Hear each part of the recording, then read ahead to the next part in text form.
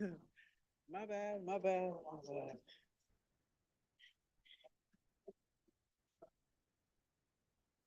Yeah.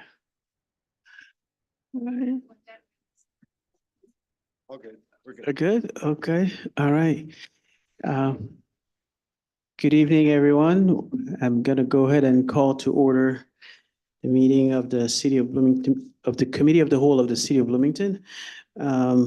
And Madam Clerk, if you could please call the roll. Councilmember Kearns? Here. Councilmember Bolin? Councilmember Motney? Here. Councilmember Dannenberger? Here. Councilmember Becker? Here. Councilmember Hendricks? Here. Councilmember Ward? Here. Councilmember Lee? Councilmember Crumpler? Here. Mayor Millawamble? Yes, thank you. I'm here.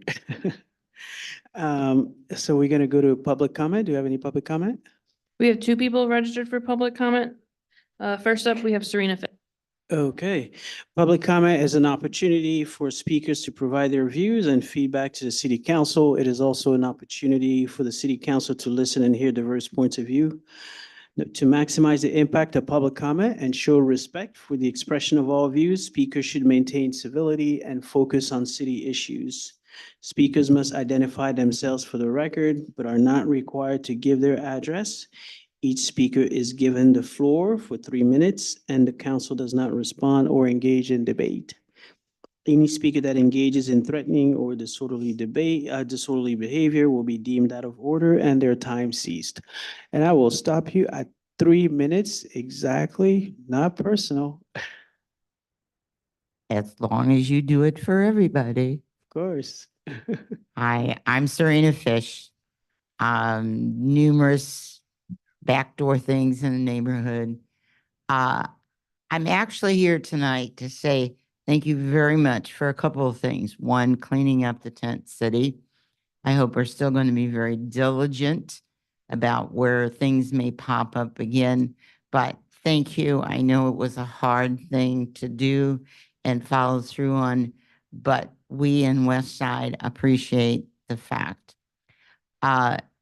Second is I'd like to comment a little bit about one of the items tonight, the Public Works Department.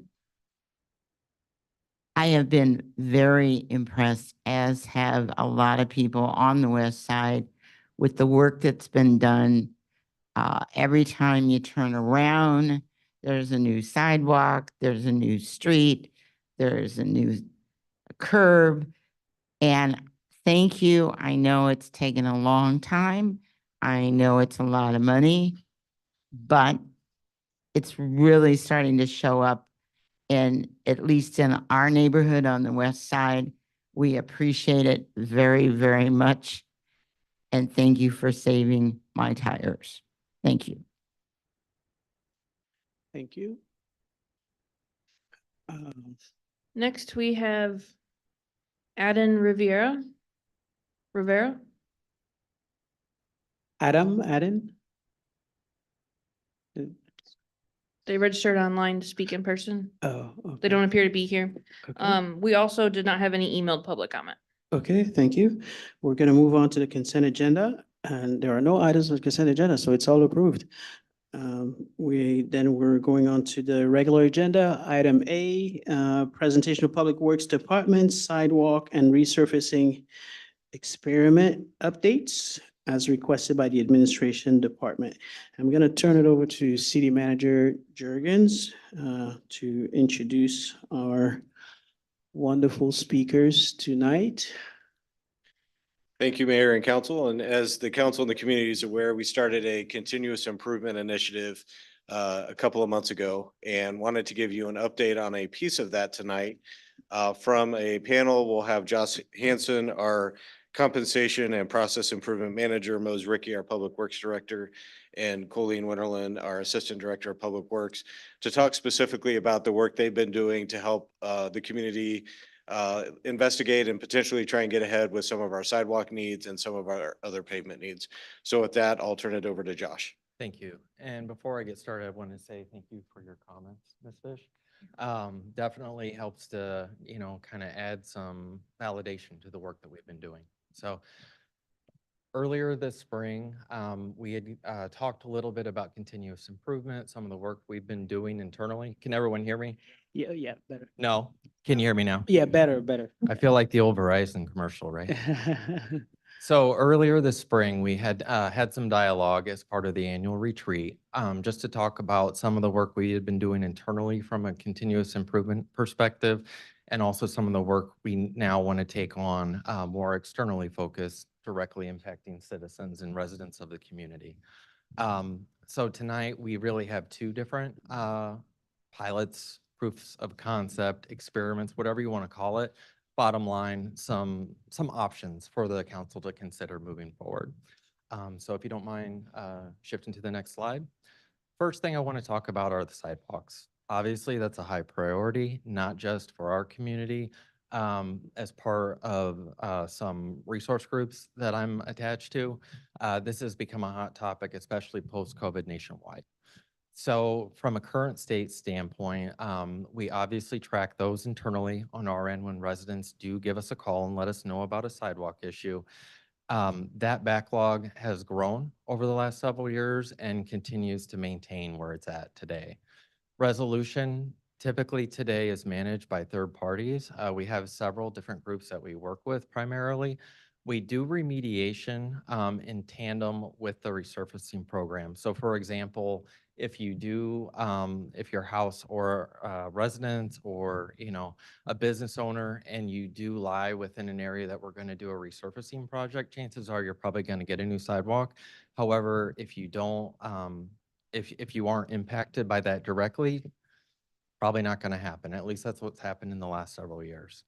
And so that's kind of how we've operated to this point. However, excuse me, we do that kind of work from a city staff standpoint. However, it's only done whenever we have typically a water main break or some sort of water related issue. So it's pretty minor when you look at the grand scope of things. However, we know that this is a high priority, and so for this year in particular, we have doubled our funding specific to sidewalks. So that's kind of where things sit today. So as part of this experiment, at the time when we talked in the spring, we were still trying to finalize the scope. We ended up with 6 large-scale job sites in terms of projects that we would consider as part of this effort. Each is within the city. 5, I would say, are probably within the city core on the west side. And then we did one over on Bandicon. So we did have one that was focused on the east side. Jobs began in mid-June. We did have some things pop up, and I'll talk about that a little bit later. But we did wrap that up towards the end of September, just a few weeks ago. Each, of course, with a direct resident impact. Also, all 6 of those that were completed had a latency component as well, so we want to attack that. But at the end of the day, we do have some findings we want to make you aware of, and then at the very least, it would give council an opportunity, to have some internal dialogue and figure out, 1, what's our priority? And then 2, where do we want to go from here? All right, before we jump into the details of what we took on, we do want to talk a little bit about crew considerations, specifically when you compare how city staff operates versus how the third-party contractors that we work with do. For all of our local 699 groups, there is a 4-member crew that we utilize. That would be a crew leader who's in charge of the 4-member team, have a machine operator, and then also 2 truck drivers. Now, for purposes of the sidewalk experiment, folks that were aligned were doing this work as work allowed. We don't have dedicated resources, at least at this time. So we did make some concessions with some of our ongoing work so that we were able to get this done in a timely manner. All of the crew members that we did work with have had previous sidewalk related experience. That's either, at a previous employer or trained on the job as part of their employment with the city. One thing I do want to note, we'll talk about this a little bit later, is we actually had 2 different groups that we swapped in and out because we didn't want, especially when you look at the data and the statistics that we pulled, for there to be one key group that we kind of, hung our hat on. We wanted to be able to do that across several teams so that we could show, the ability to do this work more broadly in case people were, sick from work, stuff like that. Also from a material standpoint, as I mentioned, we do a lot of this work already. So for the most part, we were able to do, utilize a lot of our current materials and resources that we have. But of course, we had to buy some as, some of those jobs were a little larger than what we typically do. For the third parties, the bottom line here is I would say there's a little more flexibility. So for example, when you look at the 6 jobs, there's really 3 different types of jobs that we did, and I'll show that when we do the breakouts later. But for example, one of the types is a 4-panel lift, where basically you're taking 4 sections of sidewalk, you're popping those up, you're, doing the setting, you're putting down the rock, you're stamping it down, you're getting it all ready, and then you're laying, or I should say, pouring the concrete. And so for those, potentially you may not need a 4-member crew, depending on how you want to utilize your resources. A lot of the third-party contractors typically, for some of the smaller stuff, might use a 2 or 3-member crew. So just some differences that we want to call out. Obviously, with some of the groups that we work with, they do have larger contracts in place with suppliers that we don't, we may not readily have today. And then they, of course, have larger economies of scale because they're doing that day in and day out. All right, so job site specifics. For each of the jobs, I do want to talk about a couple things that we always did. That included, as I mentioned before, the sidewalk removal, the new sidewalk setting and the pour, and then, of course, the lawn repair and the reseeding that was done as a result of the changes that we made. However, and granted, this isn't crazy, small detail, but I do want to talk about the 6 different jobs that we did throughout the 3-month period. So, starting with Westwood, we went to Barron's, Mulberry, Rheinethaler, Bandicon, and we rounded out with Kelsey. Obviously, there's a lot of detail in there, but really the thing I want to focus in on first, from a visual perspective, is to look at the bookends. The first job that we did on Wood, followed by the last job we did on Kelsey. And it looks a little out of order, but I wanted to show how we did that chronologically from June through September, but then wanted to highlight the jobs that were similar in nature of the type of work we did. So for each of those 2 jobs, both on Kelsey and Wood, it was a large section of sidewalk that needed to be repaired, literally over 2 residences. And so the crew came in, they ripped out the sidewalk. They did, on one of them in particular, there was some rebar work done. What that is obviously we are a tree-friendly city, and in some of the core areas of town, those are huge trees. And so that's causing a lot of problems with our sidewalks. And so as we tore those out, the crew, specifically Barron's and Mulberry, they had a lot of work that was additional they had to do to kind of level those areas out for one reason or another. Took a lot of time. For me, for example, it reminded me of whenever we've done repair work on our house. You never know what you're going to get, right? It's the same kind of concept. And so specific to Wood and Kelsey, those were both instances where we had a large amount of surface area that we needed to repair. Overall, the additional work that was unforeseen was relatively minor. So when you look at the square footage, we had 465 on one and 611 on another, but the billable hours were fairly minimal based on that size.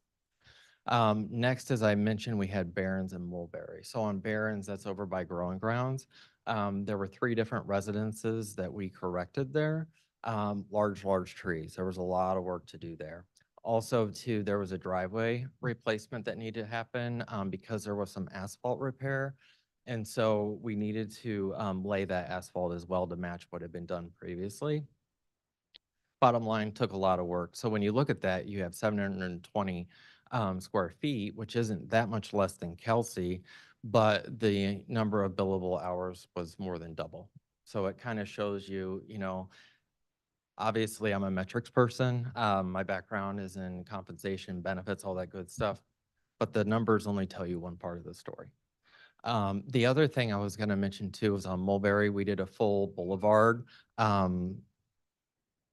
replacement for the residents there. So that was a significant level of effort too. The last thing I want to talk about is Rheinethaler and Bandicon. So when you look at that, those were the two I mentioned earlier, that there's 4 panels in total. So it was fairly simplistic in nature. The crew went in, they took out 4 panels.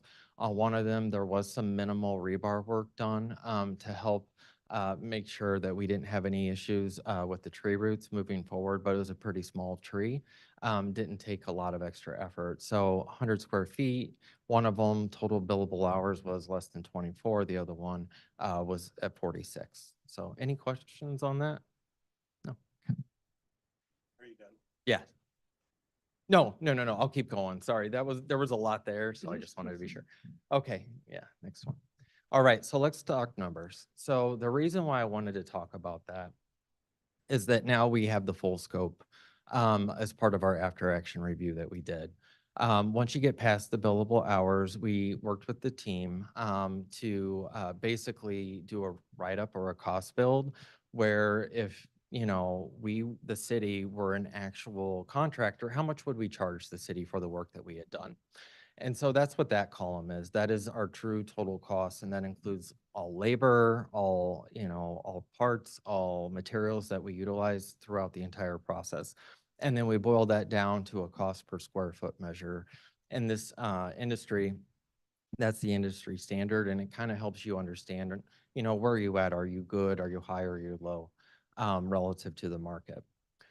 And so the column next to that, the third party cost. So what that is, there obviously are different rates in this industry that are charged, whether or not someone has a body of work that's included as part of like a broader resurfacing effort. There are certain rates.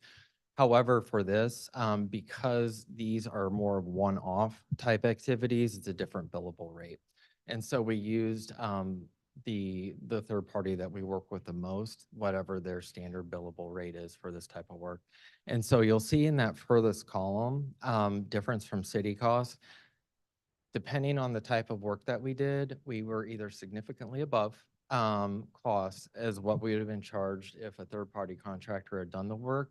We were somewhat above, or we were right in range, depending on what that was. And so I'm actually going to talk a little bit out of order and focus first on that 4th and 5th item, Rheinethaler and Bandicon. So right there, and the reason why I say that is going back to the total square footage, we had 100 square feet. The total cost of the actual effort was fairly minimal. However, when you boil that down to a cost per square foot, it's relatively high. So for example, at Bandicon, you're over $50 a square foot, where the third party would charge $16.60.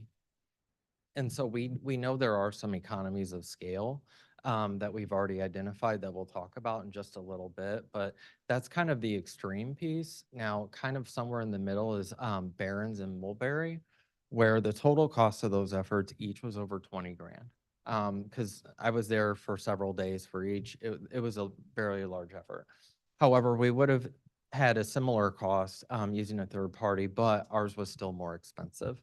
Kind of the sweet spot that we saw was over on Wood Street and Kelsey, the two that I had mentioned before, where you had a large amount of square footage that was repaired with relatively minimal surprises in terms of, rebar application or other structural issues with, the ground or things like that.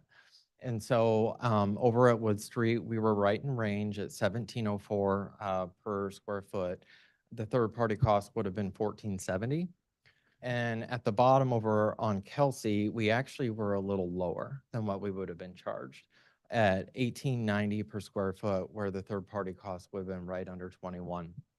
The one thing I will say, and again, devil's in the details, right, when it comes to numbers, specific to Kelsey, we had to do a large amount of lawn grading just due to the state of the lawn there.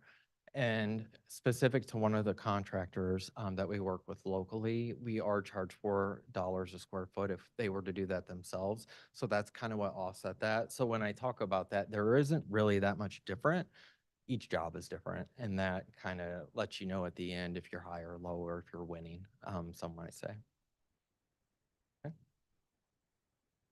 Insights and opportunities. So we did have a lot of lessons learned. The first one I want to talk about a little bit, and I'll tell you, I am the first person I do not understand construction very well, or I didn't, I would say, at the beginning of the 3-month process. The team so many times had to prep me and explain to me the difference between pouring concrete and laying asphalt. I totally got it wrong multiple times and would say it backwards. I don't do that anymore. But this is something I got to see for myself, which was really cool. And so the tool, or I should say the machine in the picture is a Bobcat. And what it is, it's got these two huge forks in the front. You all probably seen it before, but literally the crew was able to use a Bobcat and get under one of the panels at one of the jobs that we did and lift it. And they would lift 3 at a time and then take all 3 panels over to the truck we had on site and purposely kind of shimmy it to break it all up and save basically, I mean, our time for removal, it was probably cut by over half at least, probably 2/3 reduction. So that was one of our big wins that we saw in terms of level of effort and scope of how long it took for everyone to get, the work done. The other is use of metal forms and framing for helping to set everything up for the concrete pour.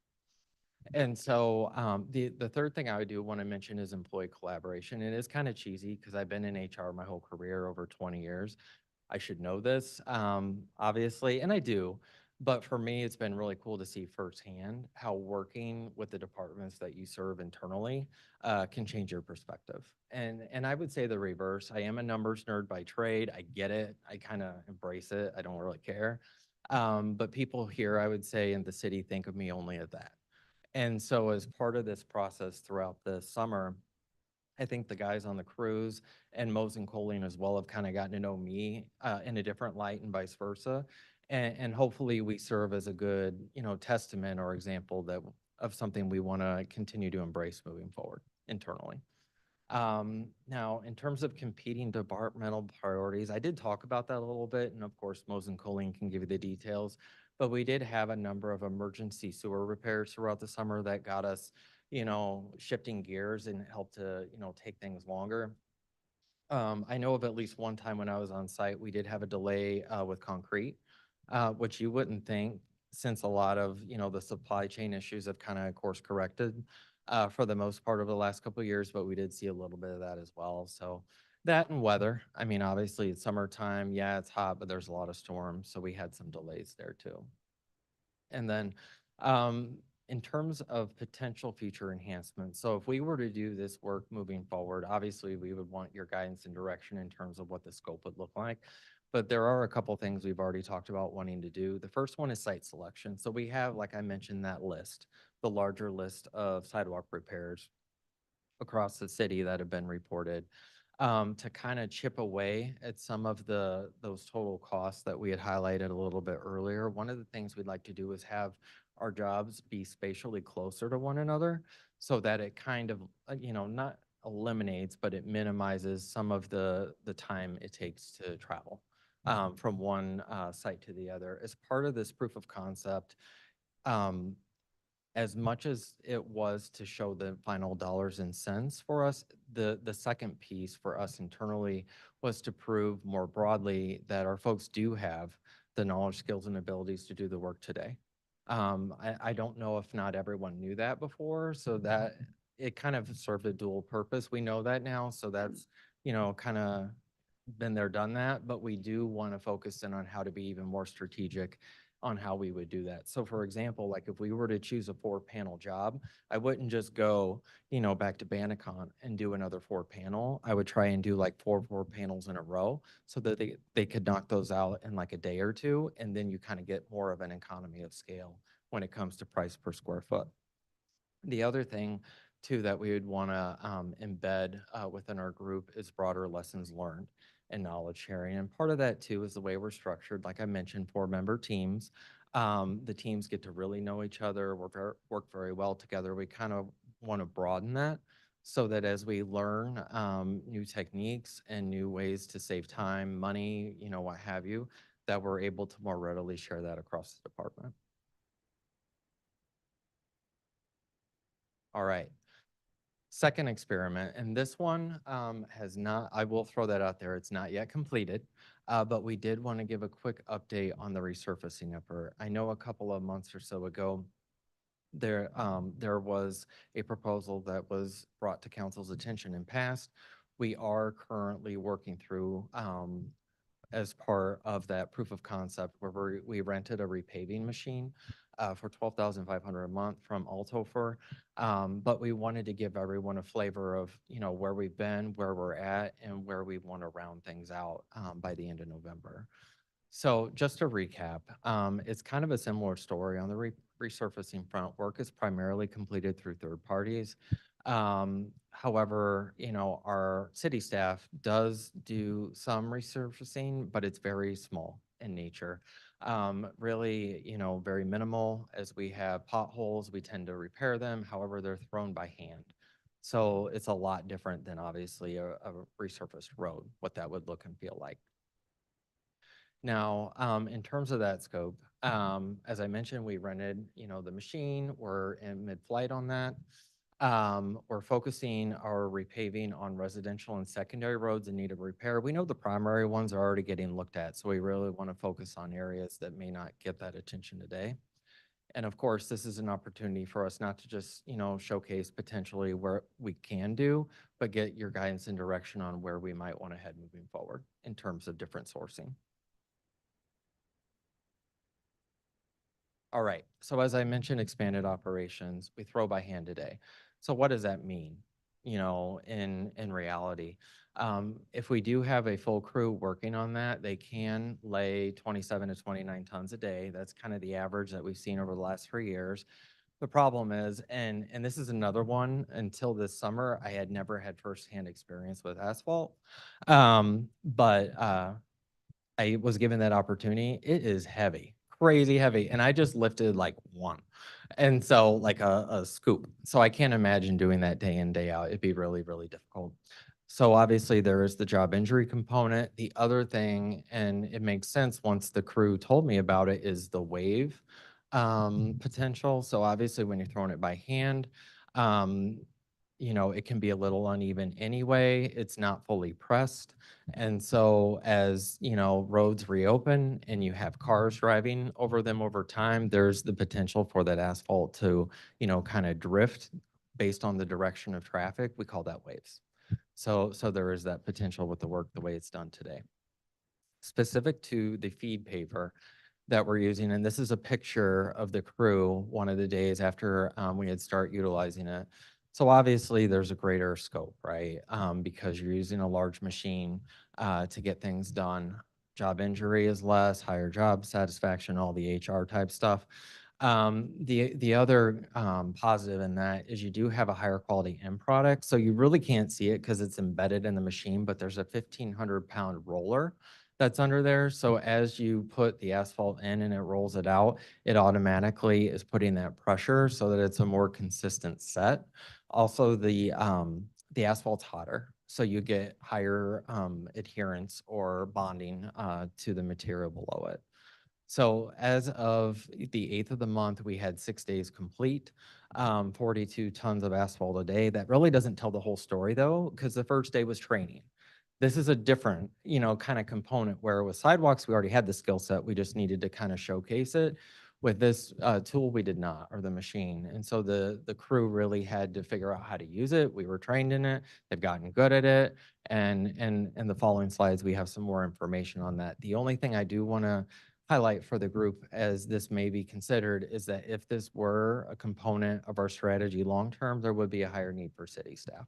So you do have to have multiple people on the machine, just from a safety perspective, than if you had a crew that was throwing this by hand on the roads. All right. Can I ask a quick question? Yeah, absolutely. Go for it. So to me, it doesn't, the numbers don't match. Because if I'm throwing in a pothole, I'm filling a small thing. If I'm running that machine, I'm covering a wide area. So the difference in the amount used doesn't seem to be apples to apples. Right. And we can talk about that a little bit now. Yeah. I can speak to that a little bit. It's not just the potholes are being filled that way. That's actually how we were doing the same type of repairs or by hand, doing it with a shovel. So if you went down Lincoln Street right now and saw a stretch that was maybe, 30 foot long, they did that by hand with a shovel. Well, and that's a great segue to this slide. So, you can have an average say whatever you want. Obviously, on the training day, the amount of tons that were poured, I can tell you, is pretty small. That, 40 some odd tons a day, the average, that doesn't really tell the whole story. So one of the last training days or proof of concept days was on Sherman Street. It took the crew 8 hours, once everything had been grinded down and ready, to lay the asphalt, but they did get 76 ton a day. And that was, one of the stronger days. However, longer term, my understanding is you can easily get over 100 tons a day. And we've had some dialogue with our engineering team already to figure out potentially what we could do in some of our more narrow streets in the city core, where if you have, and I just think of like Founder's Grove, my wife and I used to live there, you could literally take this machine and you would have, two stretches you'd have to do each side on different days, of course, but you could use that as a repaving effort too. Because obviously, the major arteries, you wouldn't want to do this for. This has its niche or its place, not for every issue. Yeah, great question. The other, did someone have anything else? Okay. I tend to talk a lot, so I'm sorry. Sure, we could, but I don't know if you were done. I Maybe just thought have a we'd couple wait. more Okay. things. Yeah. So the other thing that we had talked about with this effort in particular, is how we could utilize it moving forward. So there are opportunities at Miller Park where we could use this, also with the golf cart paths. I know those are in need of repair over the next couple of years, as well as I mentioned that partnership with engineering.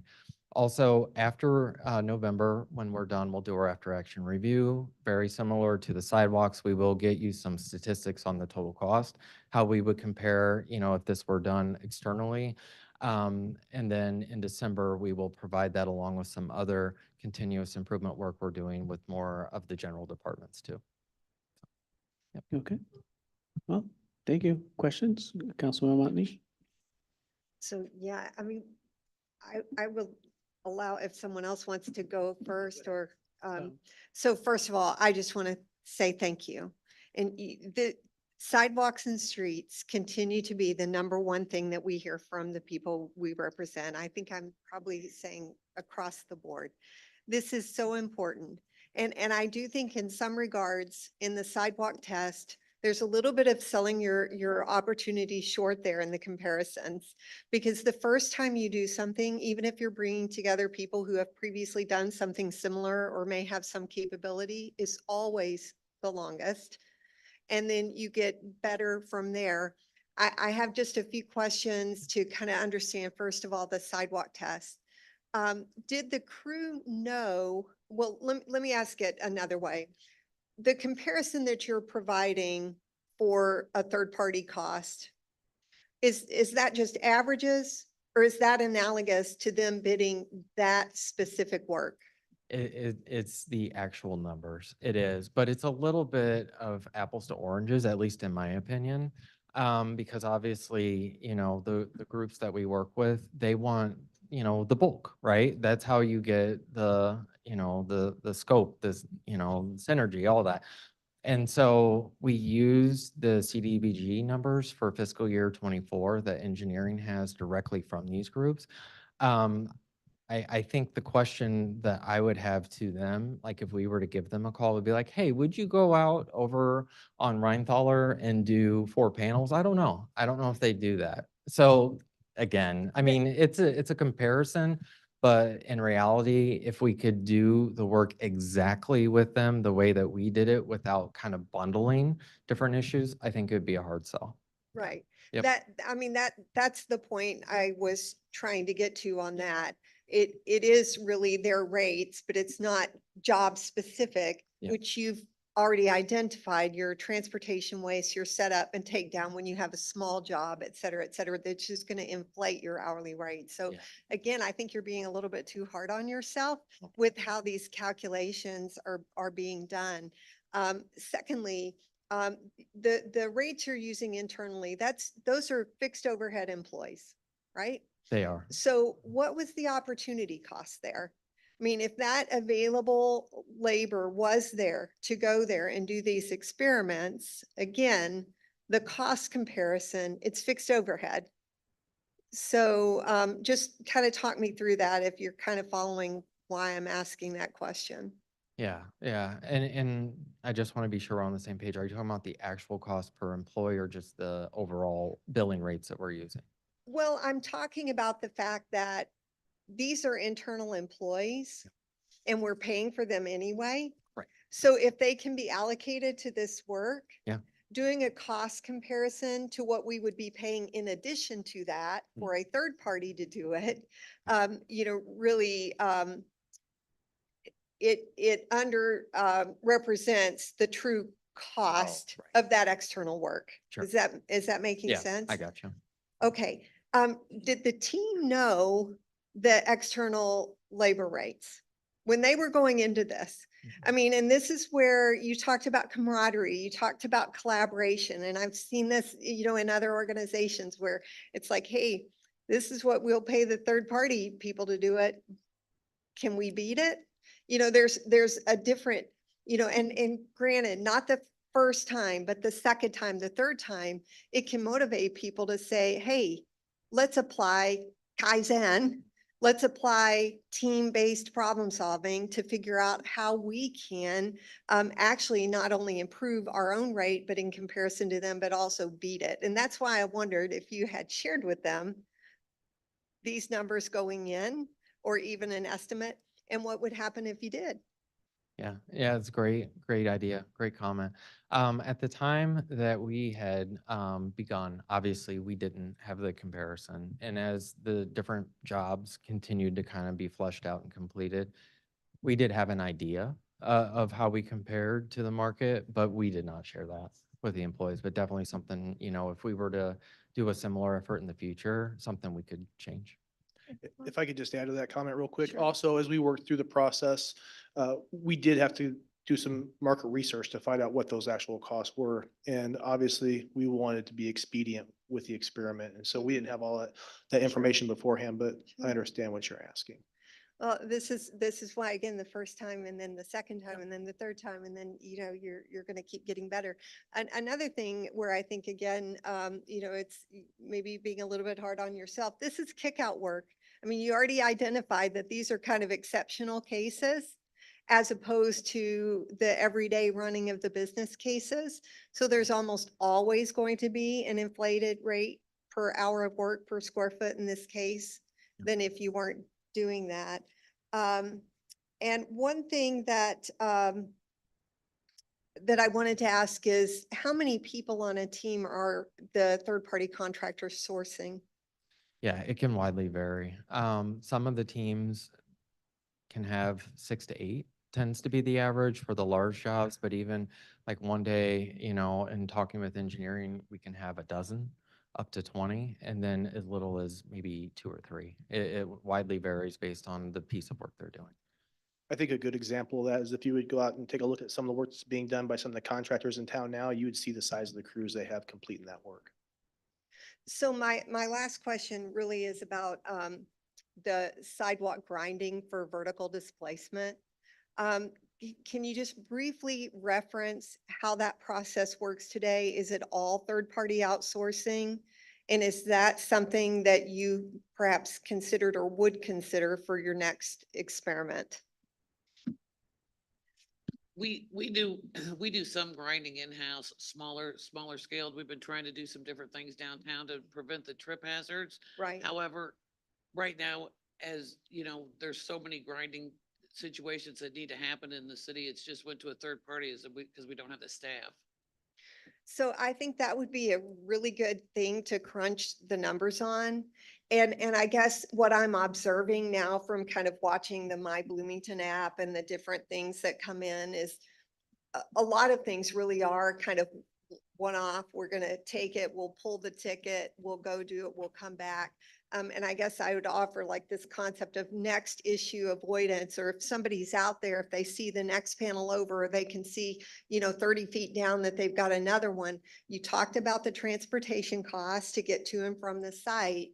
If we could get really motivated with that grinding process and not just do what somebody has entered that needs to be done, but really have the folks be empowered to look around and say, where else? I'm already here. Do we need to use this machine to make a difference? And we actually did that over on Kelsey. We went around the corner and there was a heave there. And so we replaced 2 panels because it was from a root.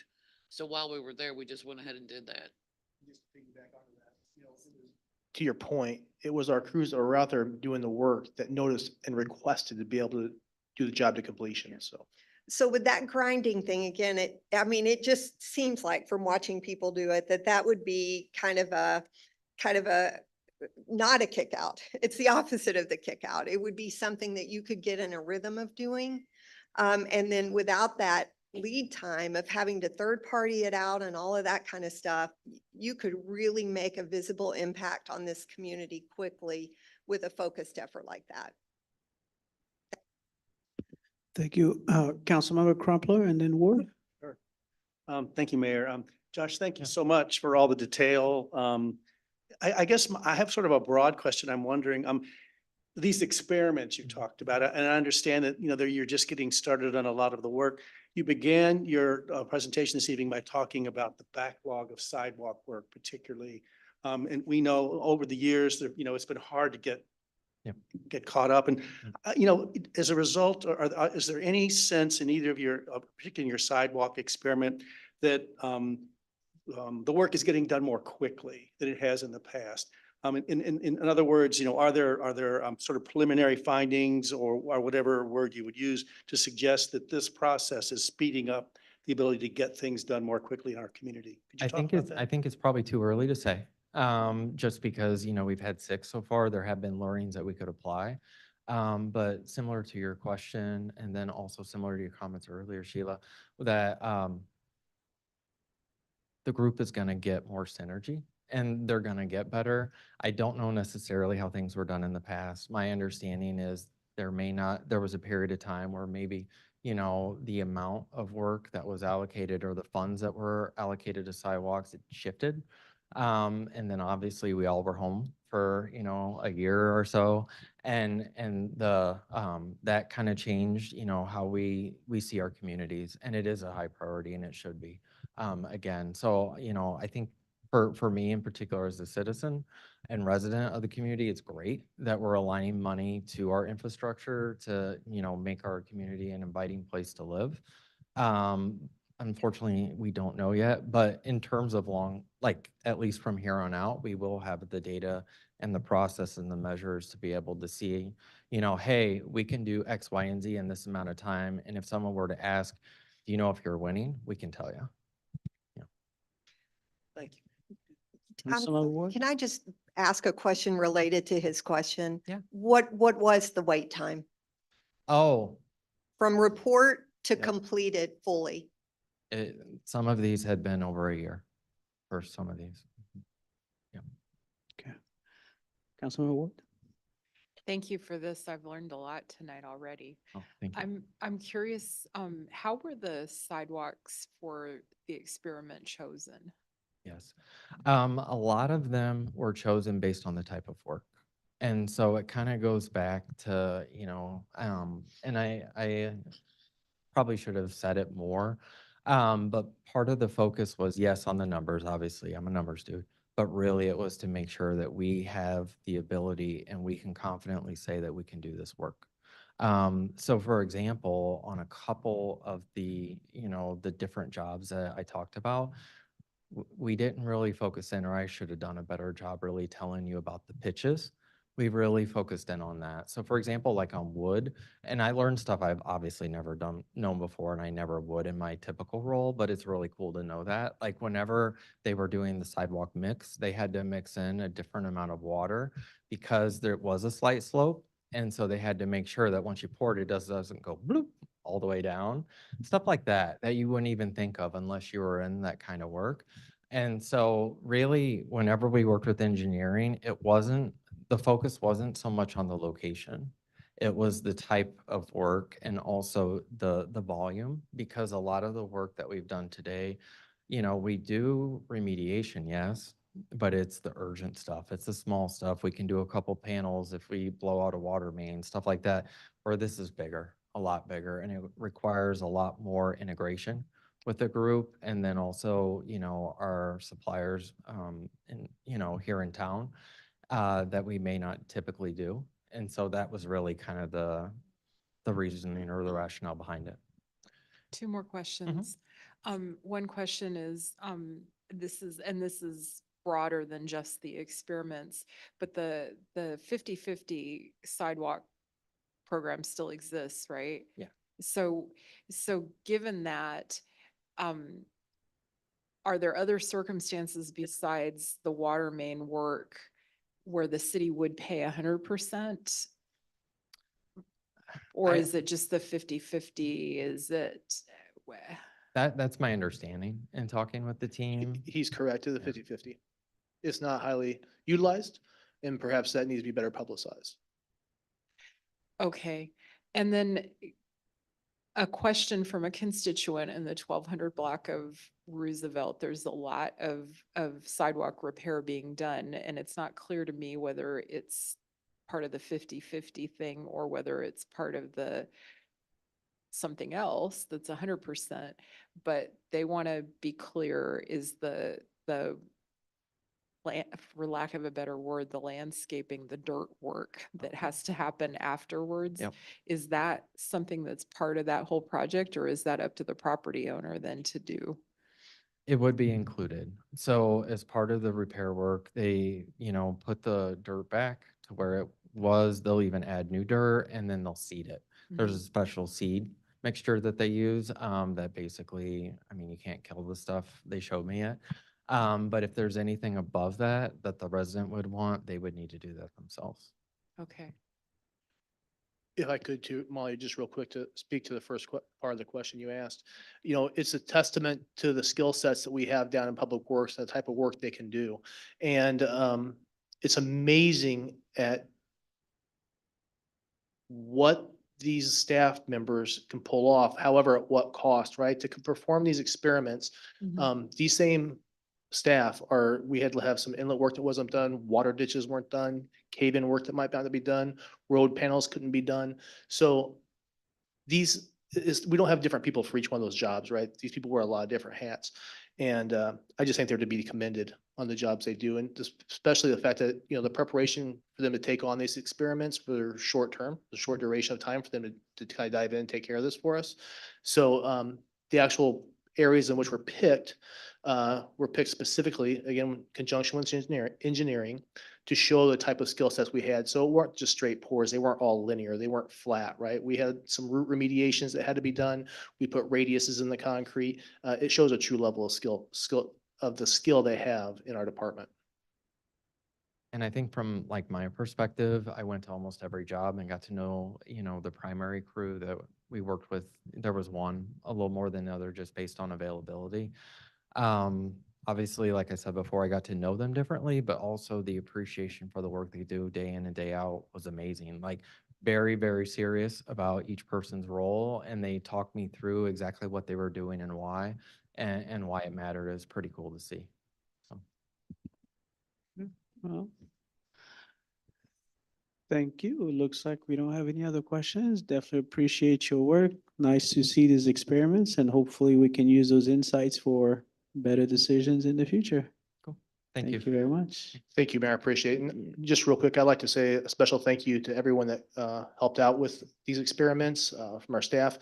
A big thank you to our administration staff, our superintendent of streets and sewers, our assistant director, Colleen Winterland, and of course, Josh Hanson. Thank you. Awesome. Thank you.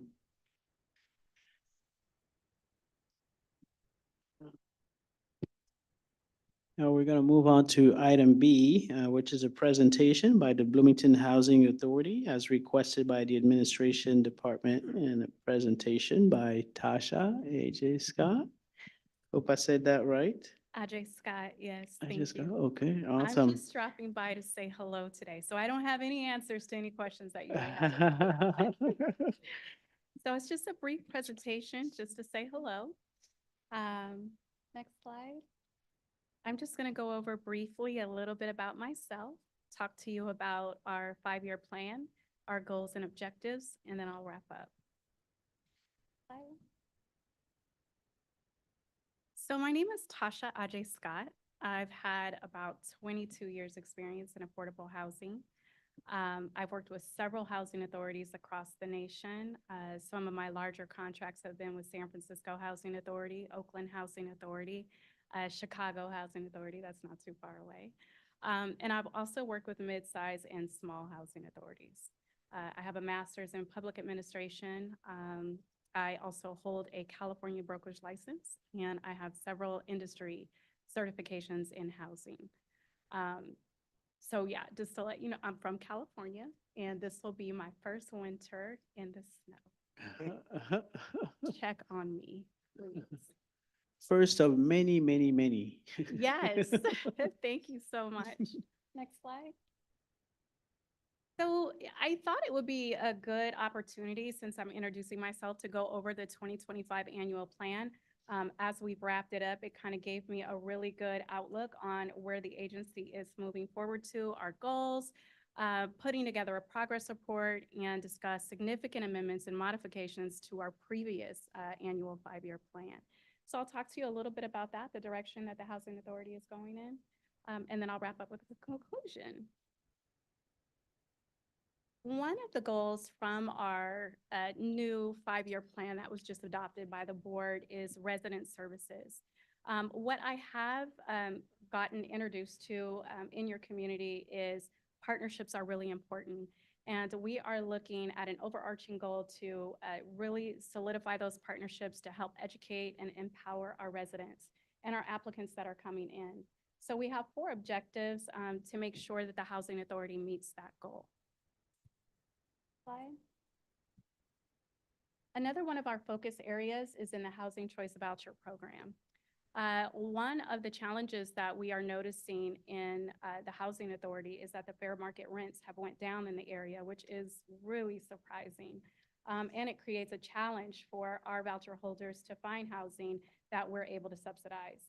So one of the initiatives that we're definitely working with is working with HUD to look at reevaluating a market, well, putting together a market study and reevaluating the fair market rents in the area to make sure that the vouchers that our participants hold are worth the going market in the area. So that is one of our biggest initiatives, and making sure that we consider all options for expanding leasing opportunities.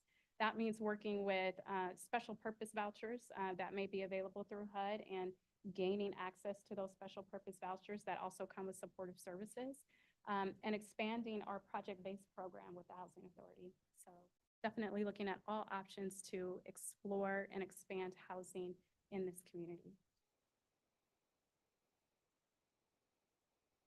The next thing we're really focused on is our sites and our buildings.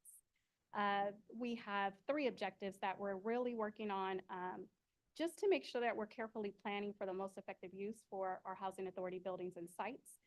One of those sites is housed right now with the Boys and Girls Club. So making sure that it's an adequate building for the Boys and Girls Club to have their activities, and also looking at other ways that we can develop and grow our sites and security measures within our buildings. The other thing, as I touched on a few seconds ago, is community development. As I'm integrating into the community, there are several initiatives that are already underway in expanding the footprint of affordable housing and allowing the Housing Authority to participate in those. So I'm really excited about some of the opportunities, which include project-based vouchers and some partnerships on potential tax credit opportunities.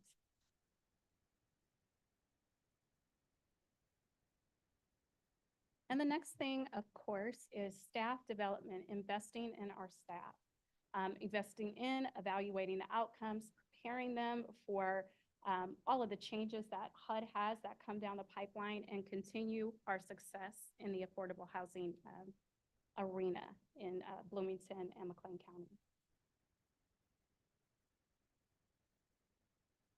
So the last thing, which is really important to me, is technology.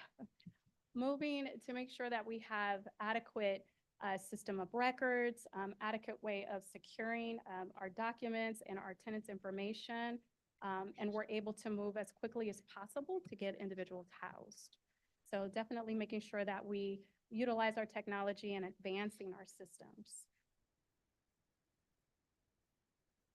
So looking ahead, what you can expect from the Housing Authority is strengthening our partnerships, definitely an expanded opportunity in community development and expanding our footprint for affordable housing for our most vulnerable population. I would like to thank the community of Bloomington for such a warm welcome. I've been here a couple of months and I've had the opportunity to meet city officials and other partners in the community. So I have been given a lot of support to make sure that my position and I'm successful in it, so which is awesome. So much support that I want to point out that our board chair, Betty Middleton, is here, and our vice chair, Diane Lewis, is here as well. And also our two new, hopefully appointed board members that I'm eagerly waiting for appointment for are here also to support. So thank you so much for your time. Do you have any questions? Sure, I'll turn it over to Jeff. I think you have Yeah, some comments. Just real quick, thank you so much, Director Ajay Scott. And I want to thank Councilmember Jenna Kearns for prodding me to meet with you. As we've talked so much about housing in the community, she said, you know, have you met with the director of the Housing Authority? And we said, well, no. And she said, well, I think that would be a good conversation, a good meeting. And so Deputy City Manager Billy Tice and I met with the director a couple of weeks ago, and we were so impressed. And she was so open to collaboration and different ideas and different ways of addressing housing needs in our community that we said, you've got to come talk to the council and at least meet them and help us introduce you even further to the community. So we very much appreciate you coming tonight. And I apologize for bombarding you with all the emails and all the introductions, but she has been off to a great start and really appreciate what she's going to be able to bring to the community. So thank you for coming tonight. Thank you. Thank very you. much. Do we have questions, council? I'll just briefly follow up and say, yeah, we're very excited for your leadership. I know that we've talked a little bit and I've said this to you multiple times, but you have a really great staff that's been working, you know, many that have worked there for many, many years and have some really great ideas that I know align with what you're saying. So very excited about your leadership. Other questions? I have a quick question. So could you maybe expand a little bit on expansion plans that you're talking about? No. Possibilities. And the reason why is because I'm still coming up to speed. There are a couple of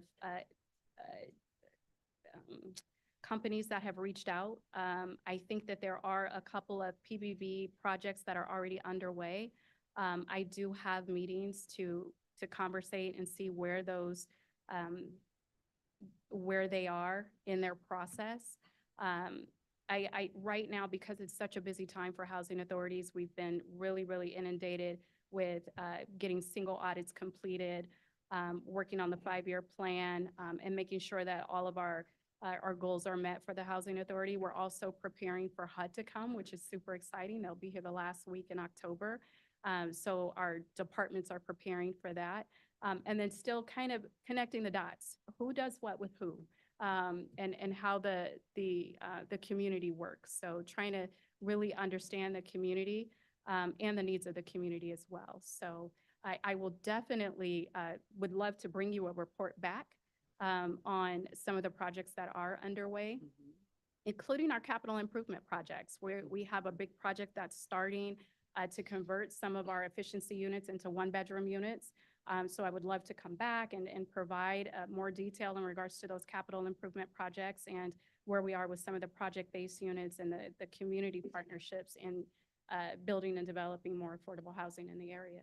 Yeah, okay, well, thank you. We look forward to you coming back. I know we, you know, housing is at a point where there's such a crunch now. I think there is a need for all of us to work together. And it hasn't always been this way in the past, not because we didn't want to, but because the crunch wasn't there. So I think at this point, you know, we definitely welcome a much stronger collaboration, and I definitely applaud Jeff and Councilmember Kearns for, you know, bringing us a little closer together. So look forward to your leadership, this organization. Absolutely. Me too. Thank you. Okay, I think that is it. Where we go now, I think we're going to city manager report. Thank you, Mayor and Council again. If you could go to the next slide. So on that, one logo, just on this that you don't see up there is the Bloomington Housing Authority, and that's something we'll change. In our meeting, with the director, one of the things she asked is, are the individuals in the encampment on the waiting list for housing at the authority? And she did a pop-up event and got several people signed up. And so we will, and again, you don't know what you don't know. And what we didn't know is we needed to have the housing authority as part of this conversation. And we do now. And so we're thrilled to have them. As the community knows, the tent encampment near the housing authority was disbanded last Tuesday. Happy to report that the Salvation Army was able to open up that night, and they were able to provide expanded shelter services. That on that Tuesday night, they had about 6 people come. They had about 9 people the next night, and I think 9 the following night. So they still had capacity. I assume with the warmer weather, I did not check with them today, but assume they did not have quite as many taking advantage of it, since it's not freezing outside. The Salvation Army was able to get 7 individuals, I believe, from the encampment into their shelter for services. So that's just not the expanded capacity, but the actual services. So very, very thankful to the Salvation Army and for others stepping up to really provide those services to those who need it most in our community. This group is getting back together this week to talk more about what comes next and to address the issues with other encampments that may be popping up, and really just to learn what everybody is doing and what more coordination or collaboration we can be encouraging so we can continue to address the issue of homelessness within our community. Next slide.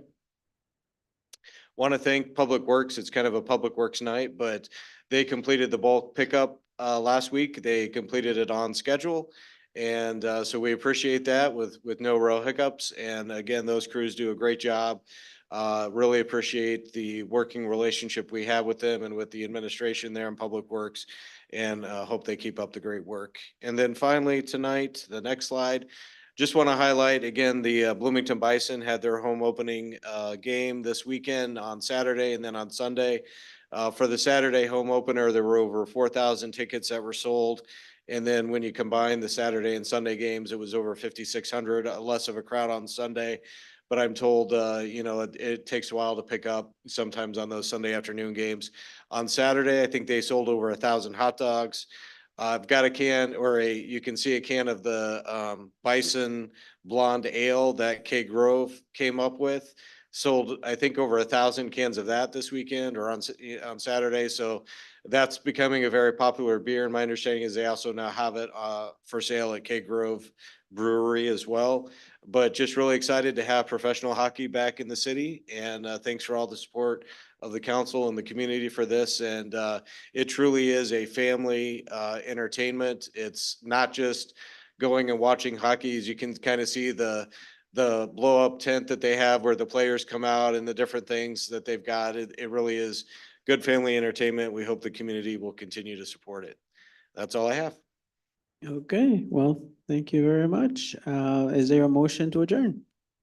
So moved. Okay, motion by Councilmember Ward, second by Councilmember Hendricks. All those in favor, signify by saying aye. Aye. Okay, we'll see you next Monday.